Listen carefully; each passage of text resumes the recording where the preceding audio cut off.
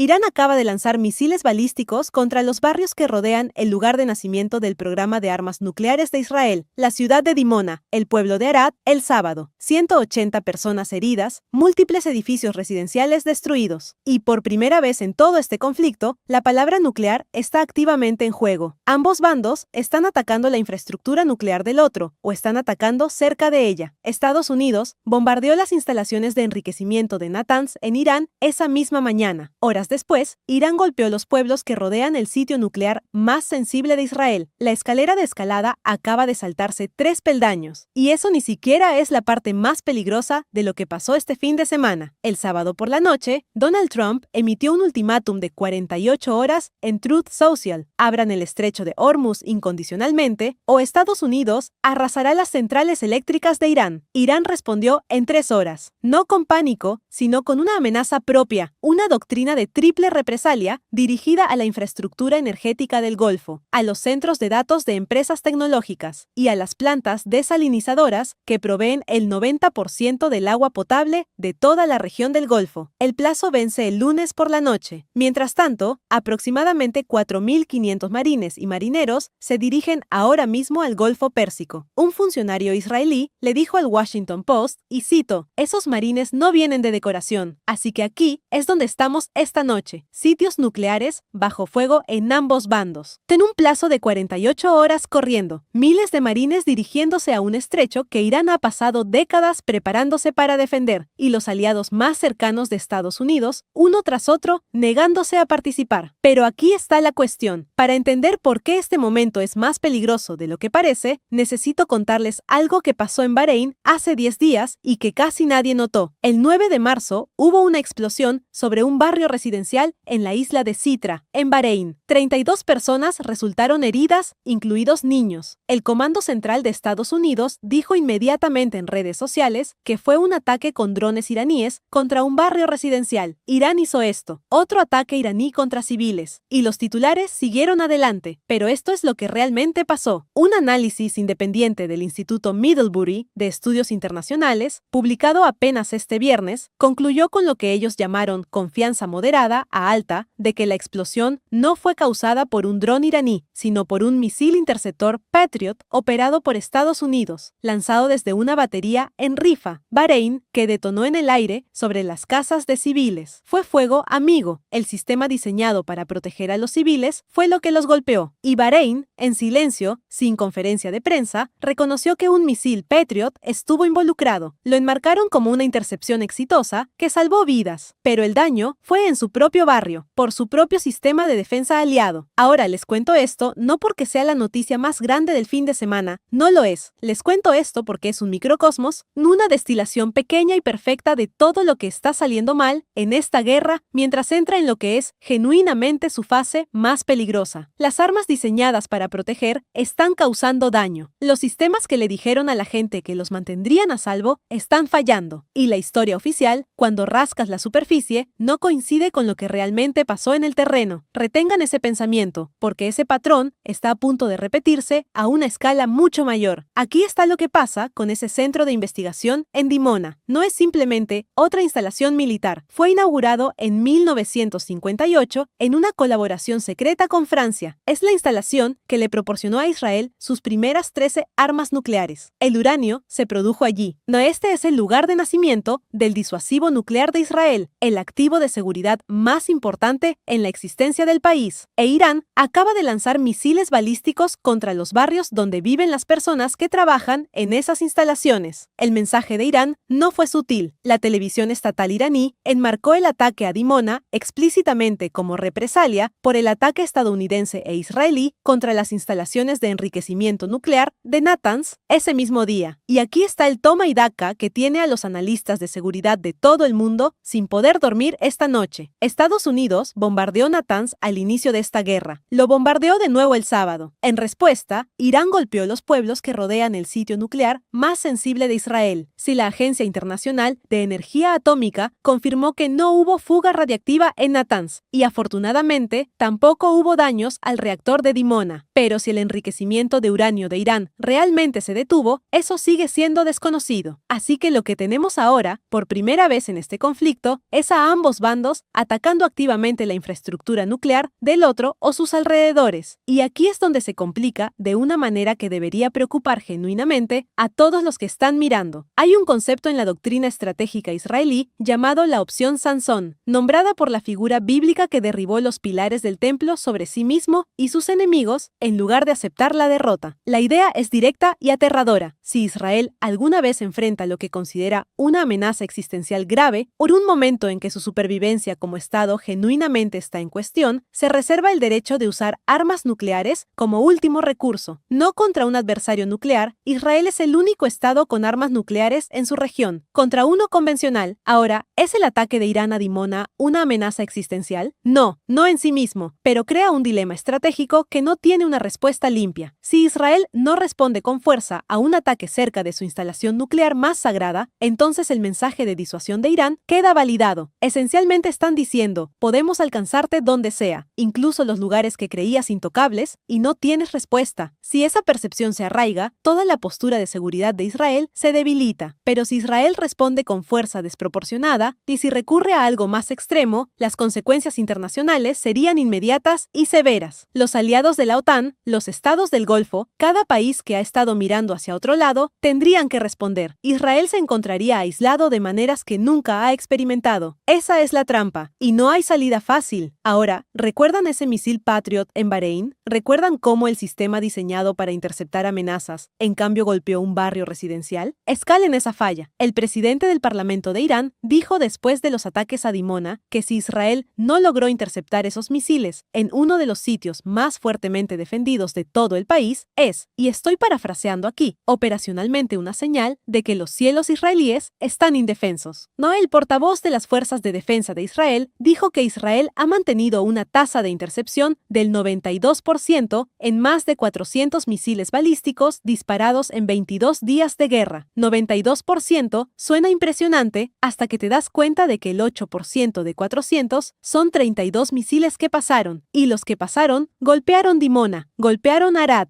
han golpeado Tel Aviv. Irán parece haber mantenido sus misiles más grandes y más capaces en reserva, y lo que estamos viendo ahora, según múltiples analistas, es que están empezando a desplegarlos estratégicamente, eligiendo objetivos que cargan el máximo peso simbólico y psicológico. Aquí es donde se pone peor. Mientras Irán demuestra que puede golpear cualquier punto de Israel, mientras la palabra nuclear se usa por primera vez en este conflicto, mientras los sistemas de defensa aérea, que el mundo pensaba que eran impenetrables, claramente no lo son, Donald Trump decidió emitir ese ultimátum. El sábado por la noche, en Truth Social, el presidente de Estados Unidos publicó esto: si Irán no abre completamente, sin amenazas, el estrecho de Hormuz en 48 horas, Estados Unidos golpeará y arrasará sus diversas centrales eléctricas, empezando por la más grande primero. Aquí está lo que pasa con este ultimátum. Opera sobre lo que parece ser un malentendido fundamental. Trump parece creer que el estrecho de Hormuz está completamente cerrado. No lo está. Irán ha declarado repetidamente que el estrecho está abierto, solo que no para barcos aliados con Estados Unidos e Israel. Buques de naciones no aliadas han estado cruzando, algunos pagando tarifas, algunos realizando transacciones en yuanes chinos. Las naciones amigas de Irán pasan libremente. Lo que Irán ha hecho no es cerrar el estrecho, ha armado selectivamente el acceso a él, lo cual es en muchos sentidos una estrategia más sofisticada y más difícil de contrarrestar. Y luego está la cuestión operativa. Trump amenazó con destruir la red eléctrica de Irán. Irán tiene una estructura eléctrica descentralizada, más de 400 plantas separadas repartidas por todo el país. No derribarías la red golpeando una sola planta, ni siquiera la más grande. Se necesitaría una campaña aérea masiva y sostenida contra cientos de objetivos individuales. E Irán lo sabe. Por eso, a las 3 horas de la amenaza de Trump, Irán respondió con lo que están llamando una doctrina de triple represalia. Si Estados Unidos ataca la infraestructura eléctrica civil de Irán, Irán dice que hará 3 cosas. Primero, destruir la infraestructura energética de cada estado del Golfo aliado con Estados Unidos e Israel. Segundo, atacar la infraestructura de tecnología de la información en la región, nombrando específicamente centros de datos y oficinas de empresas como Amazon y Microsoft. Microsoft. Y tercero, atacar plantas desalinizadoras en todo el Golfo. Esa tercera merece una pausa. El 90% del agua potable en los estados del Golfo, los Emiratos Árabes Unidos, Qatar, Kuwait, Bahrein, Arabia Saudita, proviene de la desalinización. Estos son países que convirtieron agua de mar en los cimientos de sus civilizaciones modernas. Ataca esas plantas y no estás interrumpiendo una economía. Estás amenazando la supervivencia de poblaciones enteras. Y esto no es una amenaza abstracta. Irán ya ha demostrado esta capacidad. Cuando un dron israelí golpeó instalaciones en el complejo de Asaluyeh en Irán, dañando plantas conectadas al campo de gas South Pars, Irán respondió golpeando la ciudad industrial de Ras Laffan en Qatar. El resultado, según el propio director ejecutivo de Qatar Energy, fue que el 17% de la capacidad de exportación de gas natural licuado de Qatar quedó fuera de servicio. Las reparaciones se estiman en 3 a 5 años. Las unidades dañadas costaron unos $26.000 millones construir. Así que cuando Irán dice que atacará plantas desalinizadoras si su red eléctrica es atacada, esto no es fanfarronería. Tienen el precedente y la capacidad, y la Organización Mundial de la Salud ya ha dado su opinión, declarando que la humanidad ha preparado el escenario para su propia aniquilación. Ahora, aquí es donde necesito que mantengan múltiples cosas contradictorias en su cabeza al mismo tiempo, porque eso es lo que esta guerra exige. El mismo día que Trump habló de reducir las operaciones militares, bombarderos estadounidenses golpearon Natanz. El mismo día que Trump publicó que no iba a poner tropas en ningún lado, el Pentágono confirmó que aproximadamente 4.500 marines y marineros se dirigen al Golfo Pérsico. La Unidad Expedicionaria de Marines número 11 partió de San Diego a bordo del USS Boxer, el USS Comstock y el USS Portland, con el despliegue acelerado antes de lo programado. La Unidad Expedicionaria de Marines número 31, normalmente basada en Okinawa, Japón, la única unidad de marines desplegada permanentemente en todo el Pacífico, fue retirada del Indo-Pacífico y redirigida al Golfo a bordo del USS Trípoli. Ese segundo despliegue, por cierto, deja un vacío en la presencia militar estadounidense en el Pacífico en un momento en que China está observando muy cuidadosamente. Expertos en defensa de Stars and Stripes han advertido que este vacío no será fácil de llenar, y estos marines no se dirigen al Golfo para un ejercicio de libertad de navegación. Un funcionario israelí le dijo directamente al Washington Post, cito, «Esos marines no vienen de decoración». El mismo funcionario dijo que el despliegue señala un plan para, cito, «tomar la isla y el estrecho», refiriéndose a la isla de Yark, una pequeña isla a 24 kilómetros de la costa iraní, por donde fluye aproximadamente el 90% de las exportaciones de petróleo de Irán. Lindsey Graham lo dijo abiertamente en Fox News Sunday. Sigan así unas semanas más. Tomen la isla de Jark, donde están todos los recursos que tienen para producir petróleo, controlen esa isla, dejen que este régimen muera en la rama. Una fuente con conocimiento del pensamiento de la Casa Blanca le dijo a Axios que la administración cree que necesita aproximadamente un mes para debilitar más a los iraníes con ataques, tomar la isla y luego, y este es su lenguaje, agarrarlos por donde más les duele y usarlo para negociaciones. Expertos militares han advertido que tomar la isla de Jark podría requerir apoderarse de kilómetros de costa iraní y mantenerla indefinidamente. Irán ha estado planificando la defensa asimétrica de este estrecho durante décadas. La Guardia Revolucionaria emitió un comunicado diciendo que está, y esto es de la agencia de noticias MER de Irán, esperando impacientemente a los marines y está preparada para darles una vista de cerca de sorpresas navales. Así que déjenme simplemente exponer la cronología de contradicciones de las últimas 72 horas. Jueves, Trump sugiere reducir la guerra. Viernes, el Pentágono acelera los despliegues de marines. Sábado por la mañana, Estados Unidos e Israel bombardean Natanz de nuevo. Sábado por la tarde, Irán golpea Dimona y Arad. Sábado por la noche, Trump emite un ultimátum de 48 horas para arrasar las centrales eléctricas de Irán. Domingo, Irán responde con su amenaza de triple represalia. También el domingo, el Pentágono pide al Congreso más de $200.000 millones para financiar esta guerra. La senadora Lisa Murkowski de Alaska dijo que esto está ahora a un nivel completamente diferente de lo que se les había presentado a los miembros del Congreso. El senador Tom Tillis de Carolina del Norte, un republicano, dijo en ABC que es un problema real que él y otros no sepan cuál es realmente el objetivo de Estados Unidos. El representante Thomas Massie de Kentucky preguntó cuánto tiempo planean estar allí, cuáles son los objetivos. Si estos son los primeros $200.000 millones, $1.000 millones al día, eso es lo que está costando esta campaña de bombardeo. Y al Congreso nunca se le pidió que la aprobara. Y aquí Aquí es donde la soledad de la posición de Estados Unidos en esta guerra se vuelve imposible de ignorar. Pues cuando Trump pidió a los aliados de la OTAN que ayudaran a asegurar el estrecho de Hormuz, la respuesta de casi todas las grandes potencias fue no. Alemania dijo, y quiero que escuchen esto, mientras esta guerra continúe, no habrá participación, ni siquiera en la opción de mantener el estrecho de Hormuz abierto por medios militares. Macron de Francia dijo que Francia no eligió esta guerra y no participará en operaciones para abrir el estrecho en el contexto actual. Starmer del Reino Unido dijo que Gran Bretaña no se dejará arrastrar. España dijo no, Italia dijo no, Estonia dijo no, Australia, Corea del Sur, Japón, todos dijeron no. Trump llamó a la OTAN un tigre de papel, los llamó cobardes. Más tarde, 5 grandes naciones europeas y Japón ofrecieron una declaración condicional,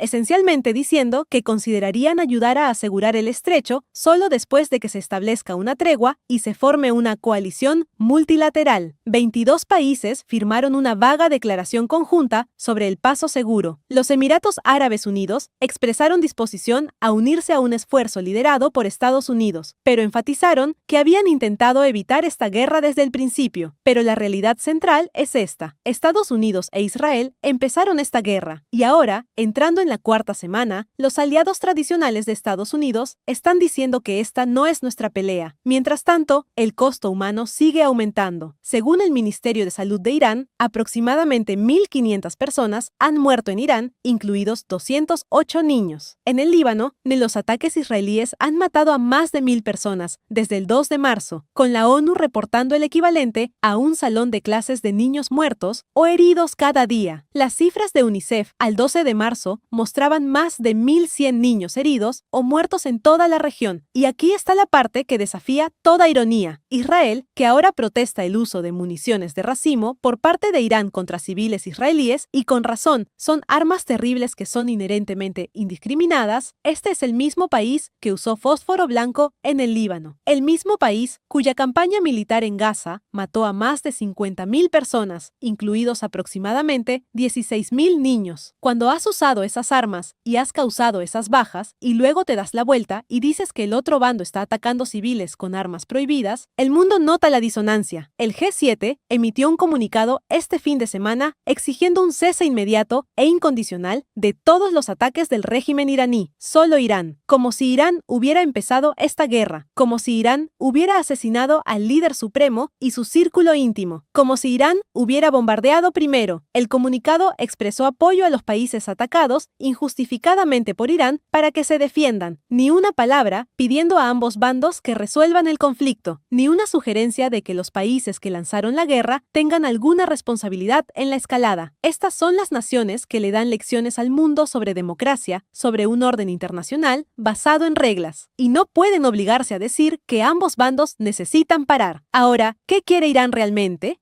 Porque Irán no está negociando en el sentido tradicional. Irán está poniendo condiciones. Primero, una garantía blindada contra futuros ataques. No un alto el fuego. Una garantía permanente de que esto nunca volverá a suceder. Segundo, y esta es la que hace palidecer a los diplomáticos, una retirada completa de las fuerzas militares estadounidenses de Medio Oriente y el cierre de todas las bases americanas en la región. Si eso sucediera, efectivamente terminaría con la dominación militar estadounidense en el Golfo y golpearía los cimientos del sistema del petrodólar que ha sostenido el poder económico de Estados Unidos durante medio siglo. Tercero, reparaciones, compensación total de Estados Unidos e Israel por todo el daño infligido durante la guerra. Ahora hay un posible compromiso que se está discutiendo. No descongelar las cuentas bloqueadas de Irán en bancos occidentales. Irán podría presentar esto internamente como reparaciones, como pagos de penalización. Occidente podría enmarcarlo como una medida de buena voluntad, pero una retirada completa de Estados Unidos del Golfo sigue siendo casi inimaginable para cualquiera que entienda la arquitectura del poder estadounidense. Entonces, ¿a dónde va esto? El plazo de 48 horas de Hormuz es el punto de ignición inmediato. Eso es el lunes por la noche, hora de Estados Unidos. Si vence sin que Irán abra el estrecho a todo el tráfico, Trump se ha comprometido públicamente a arrasar la infraestructura eléctrica de Irán, e Irán se ha comprometido públicamente a una triple represalia. El Ramadán terminó este fin de semana. Múltiples analistas han señalado que Irán estuvo peleando defensivamente durante el mes sagrado. Esa contención puede ahora levantarse. Los marines están a días de tener opciones reales para operaciones terrestres en en el Golfo. La planificación para la toma de la isla de Hark está activamente en marcha, pero funcionarios israelíes y estadounidenses han reconocido ahora al Washington Post que los objetivos originales de la guerra, cambio de régimen en Teherán y terminar permanentemente con la capacidad de armas nucleares de Irán, parecen estar fuera de alcance. El desenlace, tal como es, se ha reducido a Hormuz y la energía. Mientras tanto, la guerra ya ha costado al menos 2.500 vidas en toda la región. El petróleo está por encima de los $100 el barril y subiendo.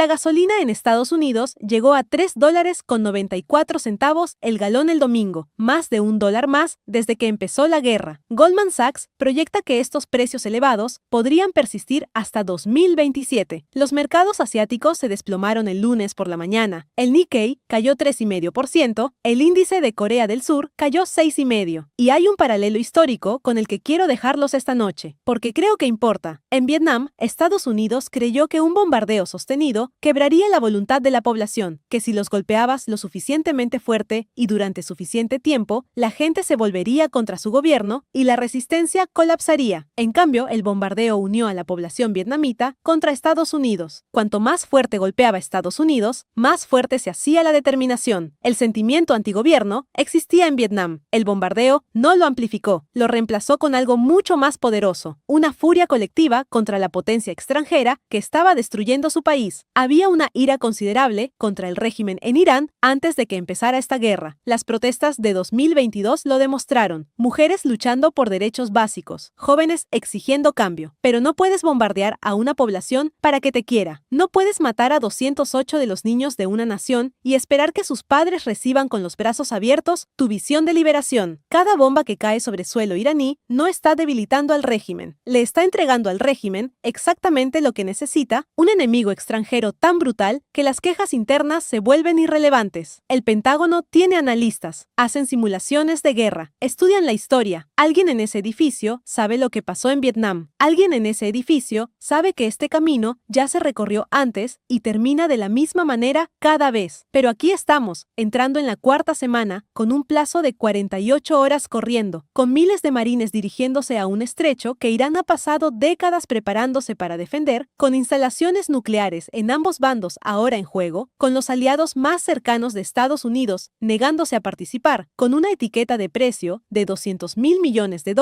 y sin un objetivo claro, y con un presidente que dice que está reduciendo la guerra el mismo día que amenaza con arrasar toda la red eléctrica de un país entero. Empecé esta noche con algo que pasó en Bahrein, un misil Patriot, un sistema construido para proteger a la gente, que en cambio golpeó a la gente que se suponía debía defender. Nadie se suponía que lo supiera. La historia oficial era que Irán lo hizo, pero la evidencia decía otra cosa. Ahí es donde estamos en esta guerra. La historia oficial dice una cosa, la evidencia dice algo completamente diferente, y la distancia entre esas dos cosas es donde vive el peligro. Seguiremos rastreando todo esto. Hay mucho más por venir. Quédense con nosotros.